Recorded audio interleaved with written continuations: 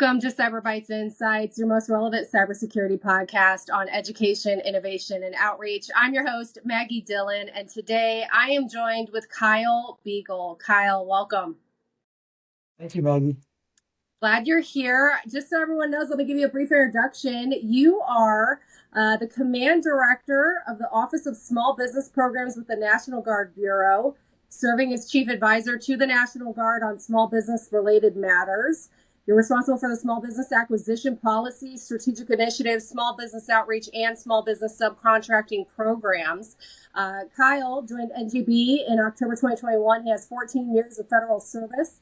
Prior to receiving this appointment, he served as an acquisition professional with many DoD commands, including the Marine Corps Systems Command, Naval Research Lab, Naval Facilities Engineering Command, UA Army Corps of Engineers, and Mission Installation Contracting Command. He's also a member of the DoD acquisition professional community and is a level 3 certified in contracting and level 2 in program management.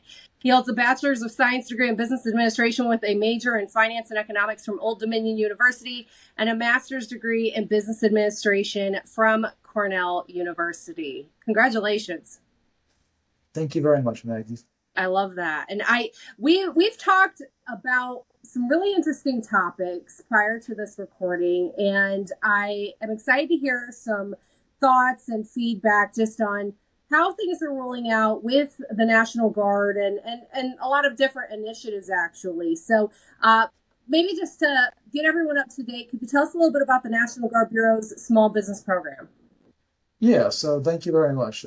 So the National Guard Bureau, we have a very robust small business program, actually. We currently obligate somewhere upwards of 70% of our annual dollars to small businesses. So we are definitely out there trying to make sure we provide opportunities to small businesses of all different types, from Hub Zone to 8A to service-able veteran-owned to woman-owned to small disadvantaged business to standard small business as well. So we are definitely trying to provide those opportunities. The National Guard is a very diverse organization spanning from the Virgin Islands on one side of the U.S. all the way out to Guam on the other side, so to speak.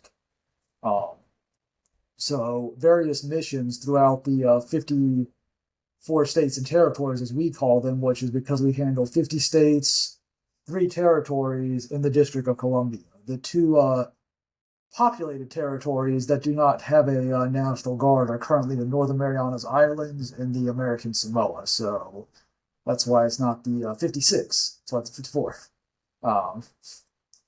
But nonetheless, if they ever do have a National Guard, we'll deal with them accordingly. So that's just some background on it. Now, the National Guard, one of the very interesting things to note about it is it's a dual focused organization. So there's a state guard and a federal guard in every state and territory that I mentioned. In the case of DC, I guess you call it a city guard or a district guard because DC is not a state formally. But nonetheless, there's a local and a federal, to put it in simplest terms. And with that local and federal, so the local or state level follows the local or state process when it's that type of money. When it's federal money, that's when we follow the federal processes. That's where the small business rules and regulations of the federal government come into play, and that's most of the time where my office plays at to kind of help with small business advocacy and guidance and initiatives there. So we do have that, and we are definitely working on doing things to improve our outreach, improve awareness for industry partners so that they know we exist and they know what type of opportunities we provide, and also they know what types of various missions we're looking for, because the Guard has a lot of similar missions to both bigger Army and Air, minus maybe the major weapon system buys, because we typically don't buy those directly. We get them from a bigger Army or bigger Air, and we may provide funding, but we're not buying them directly internally. But internally, what we do is a lot more stuff around those things when we have one of those systems as part of a state Guard unit or something. Interesting. I know we had talked a little bit about how the National Guard was growing the industrial base, government at large, and then combining that with the commercial sector. You mentioned outreach. What are you doing or looking for to facilitate those combinations of commercial and government sector? So a couple things we are doing for outreach to include that availability there. We are doing site assist visits in the various states and territories, and we're working with the local rebrand of the Procurement Technical Assistance Center is now the Apex Accelerator. So we are working with them on making sure the awareness is there, while making sure we have the strong collaboration connections with a lot of the advocacy groups in the states and territories. Construction, Society of American Military Engineers, the Hub Zone Council, and the 8A Council. We're open to other commercial organizations. A few of our offices are in the process of doing collaborative research agreements, CRADAs, similar to what Cyber Bytes had with the Marine Corps. So we are looking at doing that. I believe Ohio is working on one with Ohio State University right now. It's still in the early stages. It's not official yet, but they are working on one there so that they can reach out to businesses associated with Ohio State because they're standing up a cyber wing over there. So, as states look to develop more innovation and access points in those industries such as cyber, AI, data processing, etc., we're working with our local universities and local labs, and then we have our innovation component out in Tucson, Arizona. ARC Works, basically the Air Reserve, does a joint partnership with us where they've set up a works similar to AF Works for bigger Air Force, but ours is more in the reserve environment so that it kind of helps with some of the stuff we need day to day. And then one thing the states and territories air wings get is they get a tactical, don't quote me on the word tactical, but they get what's called a TIF, which is an innovation fund similar to the Rapid Innovation Fund the greater DoD has. It's a lot smaller for each guard office, but they do have that. It's like 50 or 60,000 bucks to kind of test something or play with something, so to speak. So that's something that they're trying to use more. We're trying to make sure there's more education in the guard about how to use innovative practices and how to reach out to businesses. And also we are looking at what industry conferences that may not be so DoD centric historically that we could look at providing that avenue. And I do believe actually a few of our senior leaders attended SWSX earlier this year. I didn't attend that one, but I know a few of our senior leaders did because we do have a component down there in the Army Futures Command. So they were looking at some of the innovation activities there. When you speak about innovation, and thank you for sharing that, that was really insightful. These are things that I love to help promote and share with the public at large, because sometimes, with all due respect, digging through websites and doing your research can be very overwhelming when you're a small business and you're trying to get your company off the ground and whatnot. And working with organizations like the Cyber Bytes Foundation at our Quantico Cyber Hub, especially on the education piece that you just mentioned, if companies were to want to get more involved with these programs, aside from the outreach that you're doing, is there, in your opinion, what do you feel have been maybe the more successful routes? Should they go to an innovation center like Cyber Bytes Foundation? Should they do their own research? Should they go to conferences? What do you feel is the best way for them to make those connections and build those relationships? So I say the best way to do that, it probably starts with the research and just basically making sure you do know your customer. So, you do want to know who the guard is. You do want to know that product matters to the guard. So, some general research is not a bad thing.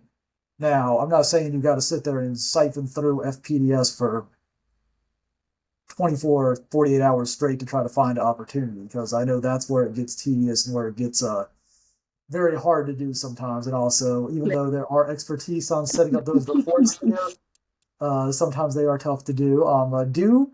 Do see your Apex Accelerator if you want to set up those reports. Some of them know how to do it. Some maybe not, but they should be learning more how to do that to kind of help with that particular avenue of getting some basics there. I would say the most successful people are the ones that understand the customer and make an impact when they come in.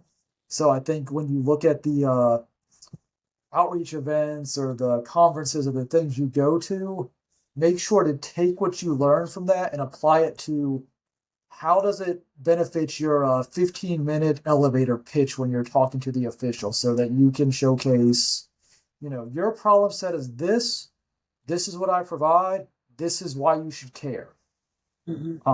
Because outside of that is just a lot of language. I mean, there's a ton of companies out there that provide some of the services for National Guard, so sometimes we're not always going to be aware, and seeing a company that really knows themselves as a company is something that is very valuable. So, know your company when you're pitching your company. Don't let the company be something that is just, oh, I got a company. There's a lot of those. Mhm. So, just kind of be aware of that. And, when you're talking about conferences versus massive amounts of research versus, what was the other one you mentioned? Conferences, research, and I think outreach mainly. It's Outreach. building the relationships, and I say this from a business development standpoint. Everyone's trying to shake hands, make sure they're making the best use of their time. Oftentimes I see, and doesn't matter if you're just starting out as a greenie or you own billions worth of dollars of investment. Sometimes people, they wait and they wait and they finally get to shake their hand and they flub their pitch, or they get nervous, those types of things, or they walk away saying, oh my gosh, I completely forgot to see that. So just in your experience, I was curious. I always like hearing everybody's answer. Yeah, so that's just kind of some things there. I would say probably a couple of the biggest things I've seen businesses make mistakes on, like I said, is really knowing your business and knowing what your business specializes in. Don't get too out of focus and off kilter, because then you may touch on a topic. The person's like, oh, I know about that, but nothing else in your portfolio aligns with me. So I want to hear what you know about this. And this is your new business line that you haven't really dove into yet. And Mm-hmm. then they're sitting there looking like, Yep,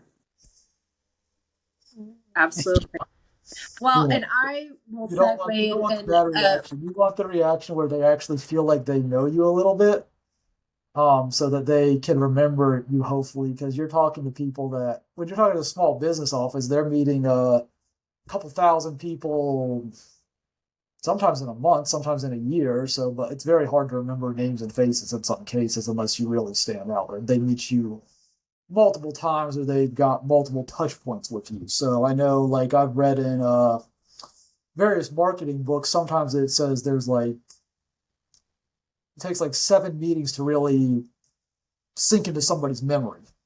Mhm. So you got to kind of think about it like that, is, when people are meeting a lot of people, to really sink into their memory so they can remember, or when something comes up, they're like, oh, I know somebody. Then they'll start searching for who they Yep. knew. So Mhm. that's something to kind of be aware of when you're strategizing there. And also, it's not just get to the small business person, it's also get to the requirements developer, because they're the ones that are going to listen to your idea and adjust the requirement a little bit to intake from industry and understand what industry can do to add value that they may not be thinking about from their foxhole, so to speak.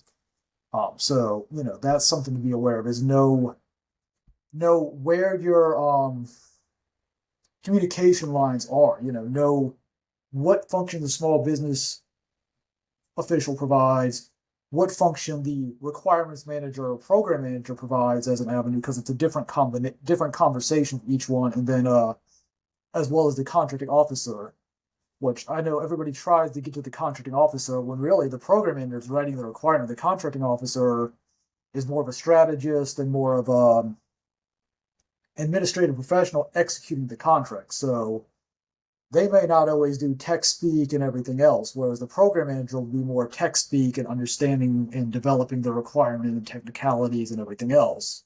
And the small business person is kind of more of a medium to get you to those people. So, kind of understand that um, shape of how that works. And also, that kind of relates into, like, when you're starting out as a business, knowing how to use the Small Business Development Center and the SCORE Association, a lot versus the Apex Accelerator versus like the Minority Business Development Association, or the various assistance agencies that are out there in government, because those can confuse some people too as to just who do you go to for all this assistance.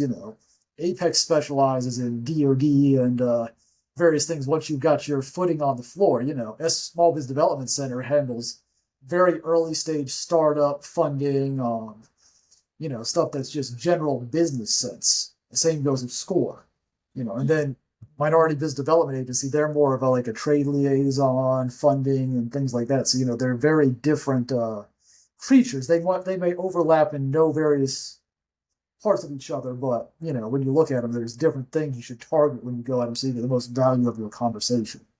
Mm-hmm. It sounds simple, some of the things that you just said, but I'm so glad you said them, because as business owners or C-suite executives or even just anybody out there, our schedules are so busy. If you fail to plan to fail. And that even means conversations, introductions. If you get 2 minutes of somebody's time, do you have the top 3 bullet points you want to speak about in order that makes sense with your objectives, or either company-wise or your own title and position-wise, or funding objectives, And so kind of segueing into my next question, obviously, you've been working with Caesar and the Quantico Cyber Hub. What successes have you had partnering with us, or events maybe that you've attended? So in the case of the Quantico Cyber Hub, transaction authorities, CRADAs, the whole entire innovation spectrum that exists out there for the innovation arena of government acquisition or government vehicles. Up until probably roughly say, mid-20 teens or something, that stuff really was kind of kept over in the lab world. It really wasn't talked about in the rest of DoD. So not as many people really understood it, and there weren't as many labs at that time. One of the successful things I had with the Cyber Bytes Foundation was Marine Corps Systems Command at the time was able to get lab authority through one of their offices. That lab authority allowed us to utilize the creative vehicle to bring in more innovation, bring in more discussion throughout the Marine Corps, through the Cyber Bytes Foundation and through the partnerships that they had established. So that's one of the very successful vehicles, and that's something that can often be utilized through a CRADA, is to establish that successful path to small business partners of an innovation organization, nonprofit that may not be associated with the federal government, or may not typically be in that space, or maybe in a new innovative space that the government's not used to working with. Oftentimes, things like Cyber Bytes, universities, etc., they work with a lot of your newer small businesses that when you say sam.gov or something like that, they don't know what the heck you're talking about. They think it's a site that may take you to a guy named Sam, for all they know. Mm-hmm.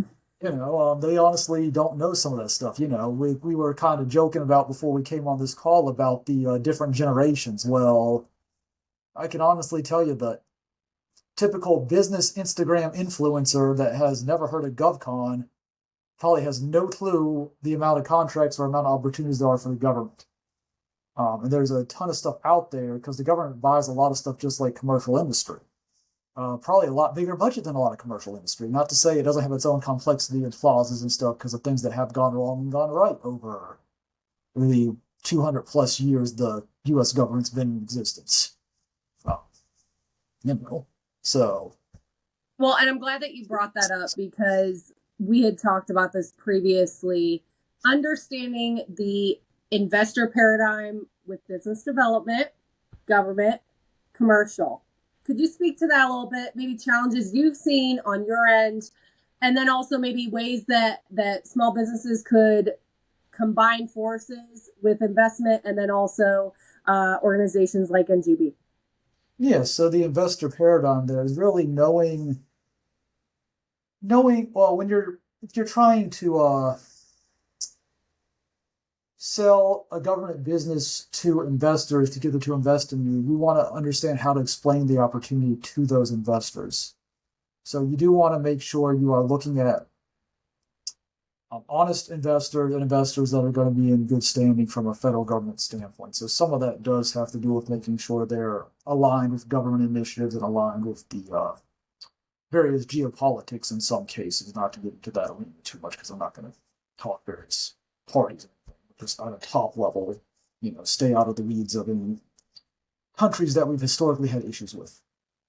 So that's from a typical just top level standpoint. When you're really getting into how can you team with an investor, or how can you team with them, one one of the big things is understand the access they have to various other organizations. So some investors will have great access to teaming partners you can utilize as a small business. So, understanding how can you create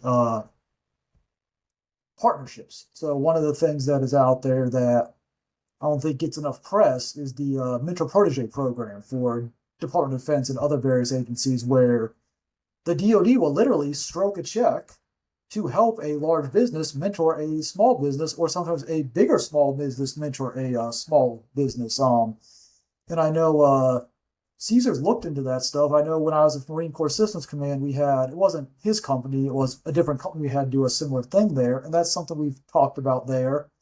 And also knowing how the investments work. One of the things that I did touch on with Caesar as far as the concept goes, that I know Ohio State's using with investors, and how the government can actually become an investor in nonprofits and stuff like that, is the CRADA to the FFRDC path, so the Federally Funded Research Development Center path. So that's what a lot of universities and nonprofits are going after, is because a CRADA is more of a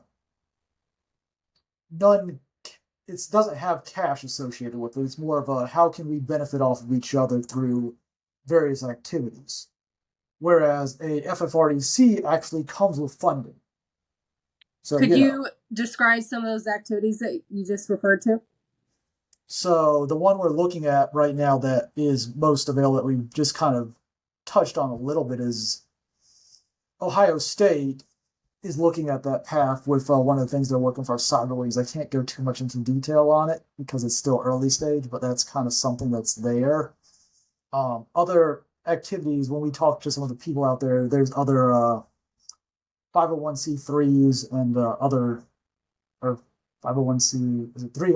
Might be getting the numbering wrong there, but anyway, nonprofit organizations that are looking at how to utilize that avenue to go from a CRADA innovator. They may be a non-federally funded incubator, such as you may have a state level incubator or something like that, is one of the things that is there. We may, the government may reach through the state level incubator to get to businesses through an other transaction authority, but that incubator, being a nonprofit, may take in funding from various things. Now, if they just use a CRADA, it's not going to come in with funding. It's going to come in with sharing research equipment or something as their way that it benefits them. And, getting access to that after the fact or something like that, or helping them with getting access to a SCIF. That was one of the things that we were trying to do with the Cyber Bytes Foundation when we did their CRADA initiative, was trying to get them a SCIF set up and stuff like that businesses could utilize. Because SCIFs ain't, SCIF for DoD acronym, I know, so, but it's place where you can do classified environment stuff. Those are not cheap to build. So most small businesses don't have access to them right up front unless they're working through somebody. Mm-hmm. So, that's something that's been something that DoD's been trying to do, is make those things so they're easier access, so that we can have more access to those innovative businesses, especially in the classified arena, where some of that stuff really does play into the wargaming scenario, without going too in depth. Well, I appreciate you going into depth on that, because a lot of people are needing these resources, wanting to participate in these activities, take part in the grant processes, win awards, and then also help our veterans and some of the things that you've described here. On the investment side of things, a lot of investors don't get in the weeds with a lot of the things like a CRADA, OTAs, they're on a much different path with their return on investment, so to speak. And so I'm going to go ahead and mention a couple of things here. Obviously, Cyber Bytes Foundation, we are a nonprofit 501c3. And with what we're doing at our campus, we thrive off of donations. It is something that we have reoccurring donations. You could do monthly. You can pick what level of donation you want to do monthly, or you could just do a one-time.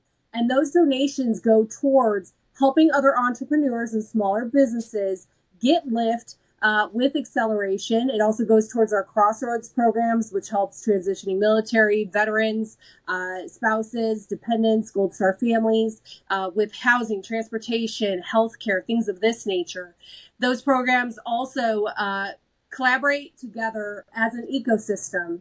And then we have our lab space. Everything that Kyle has really mentioned here, we thrive off donations for all of these various reasons to help our communities, the state of Virginia, and also the nation at large here as we all grow together. So I really appreciate you giving some of those insights and descriptions, because there's some people who just don't know the code words or the government or Department of Defense sectors. And I think hopefully we could tie that together with what you've just mentioned. I appreciate that. I have a question for you that we had also talked about. In what ways is the National Guard and the small business programs seeking to expand on getting certifications, access to education? Is it just going through hubs? Are they able to really work with individual businesses? What exactly are your plan of actions with that? So some of what we're doing for a plan of action with hubs, various things like that, individual businesses. We are looking at expanding industry day presences. I know we are looking at a few different specific industry days of probably the next fiscal year coming up. So those will probably be pushed on sam.gov, which is the government's inherent source of stuff. We will try to make sure that's available on other social channels as we can through public affairs, but that's something that we're always working on in government, because government's got its sources that we're supposed to utilize, and then the social medias kind of came along and they're the popular way to get information out, but we also got to make sure that we provide proper guidance when we're posting to those particular avenues. Sure. Understandable. So we are trying to make sure we have that awareness, where we do try to have an open door for small businesses to be willing to talk.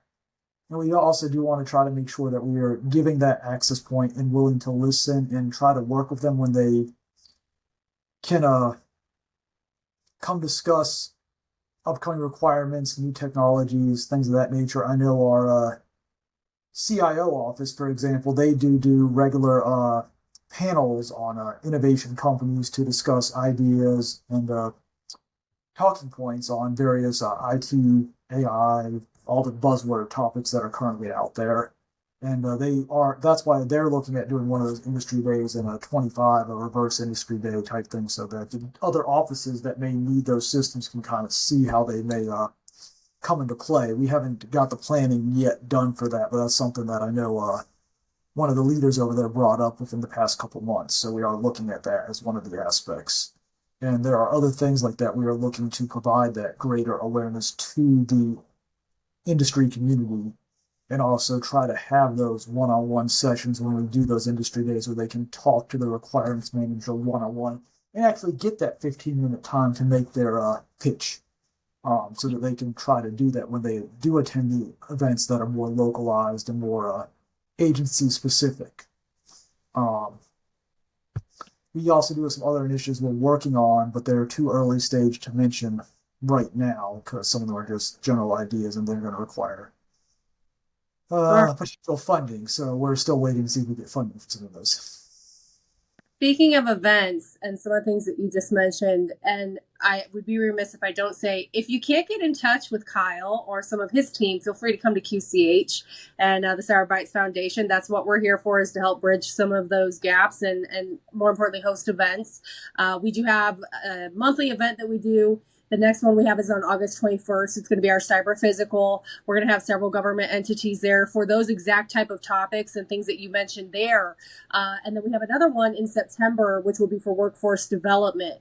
And what we try to do is bring in top leaders from government, from industry, from private sector, small business, and alike, to be able to have that one-on-one time and those networking opportunities that you could get a little bit more on an intimate basis versus those large conferences and whatnot. So I want to be sure that we talk about that. You had also mentioned that there was a potential opportunity coming up in Tucson previously when we talked. Could you speak to that? Yeah, the one in Tucson that's out there, if you look up WEP Tech, it's a ARC Web Tech, so the Air Reserve Components Weapons Technology Conference, basically. So basically, it's like a lot of our weapons technologists. They do a 3-day camp out there, basically, to discuss a lot of the innovation ideas, and they do some workshops behind the scenes, which is all federal government type stuff. And then where the vendors come into play is they have 2 vendor nights associated with the event on the Monday and Tuesday associated with it. So that Monday and that Tuesday allows the attendees to see a lot of the actual weapons technologists and all the weapons innovators there for the guard. A lot of the people on the air guard side. For them to actually see what you're doing and take that knowledge back into their working group so that they can see how that may come out into the actual solutions that they present to the senior leadership at the tail end of the event. So a lot of these working groups at the tail end, they present their projects to senior leadership, and some of the companies there can influence what they're presenting back when they're talking to solutions. So that provides a great avenue for you to really see how the innovation ecosystem actually works for the Air Guard. Awesome. And that's in October, correct? Do you Yeah, know the date by chance? That is in October. That is the week after Columbus Day. Awesome. That sounds like a really interesting conference with kind of what you just described. And I think that there's so many conferences going on. A lot of times people aren't sure, is this one going to be worth my time? Is there going to be a return on investment? Am I going to meet the appropriate leaders and whatnot? So that one in particular sounds like a standout to me. That one would be great for innovators and innovative companies. If you're more just in the general services business, I'd probably stay away from that one because it's going to be more in the tech world. But if you're in the tech world, that's a great one. That's a good one. That's more specifically guard focused to attend. The one that's more just general guard out there for anything is probably the National Guard Association of the U.S. in August. They've got a big one in August that they do every year, and that's one that's just all the National Guard generals tend to go to that. So that's just something to kind of do general familiarization with the Guard. If you just are more in like services and just general industry, support services, etc., type stuff like that. They've got that one, and then they also do host an industry day on our behalf in December. So those are some things that are there to kind of look at. Not going to plug them because as a federal official, we're not plugging anybody. I'm just saying there's avenues there that are, look at the conference of general versus specialization when you look at a conference and look at which you as a business provide service for. So if you're an innovator, of course, you're going to focus in the innovation lane. If you're just a general service company, you may focus more on your broader based conferences where it's not going to be so innovation centric. You're not going to hear 5 tons of stuff on AI when you may be providing janitorial services or food services, which we buy a lot of food services in the National Guard. But there's probably less. I don't know. There are AI machines now making there are now robo kitchens, but then again, it's not the first thing you think about when you think about food services, robo kitchens for the National Guard. So you never know. It could be coming down the pipeline, and I know that they've already got fully automated McDonald's around the world. So it's the cheapest cost, but nonetheless, that is one area we often do need businesses in food service and rural areas or more remote locations sometimes where they may not have big catering chains and stuff like that, because we do a lot of drills and training in the National Guard, obviously. So that's one of the areas where it's a lot of smaller requirements, but it's also a good entry point for sometimes businesses because, sometimes it's a lot easier to manage a simplified acquisition, a $250,000 and below type contract than it is a multi-million-dollar contract where you need a lot of staffing or a lot of systems and items and stuff like that. Absolutely. Well, thank you so much for all of this information. It's been extremely informative and educational, and really appreciate you kind of going in depth on some of those terminologies and the things that the National Guard is looking to set up. If anyone were looking to get more involved with your program, with the small business program, or get in contact with you, what would be the best route to go? So, you can reach out to me through my federal email address, which is the simplest one is kyle.j.beagle.civ@army.mil, or there is a longer one that takes you to our general inbox that might get you there quicker. If I'm going to see if my card will come up on the camera here. You can take a We'll see if snapshot it can. I snapshot might of have it. to put the information below. But she might be able to put the information below too there. Maggie does have my information, so she can provide that to you. Like I said, I do have a direct number. You can probably get a hold of me on that most of the time. I'm not going to guarantee all the time, because with the Guard being such a diverse area, sometimes I am traveling. And some Wonderful. planes don't let you talk on the phone on the plane. Yep, So, absolutely. Well, and I really appreciate your time. It's been really informative, like I said, and I also can be found on LinkedIn. I am also with the Cyber Bytes Foundation, and we are constantly, again, looking for donors for all of our programs. We are also hosting a golf tournament on September 28th at Augustine Golf Club over in Stafford, Virginia. We are still looking to sign up teams, and we are also looking for sponsors.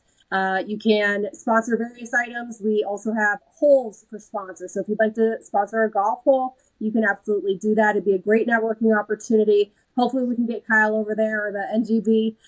But it's been a fantastic conversation, Kyle, and I really appreciate your time. As always, this is the Cyber Bytes Insights podcast, your premier podcast on education, innovation, and outreach. Thank you so much for stopping by, and take care. Thank you as well, Maggie.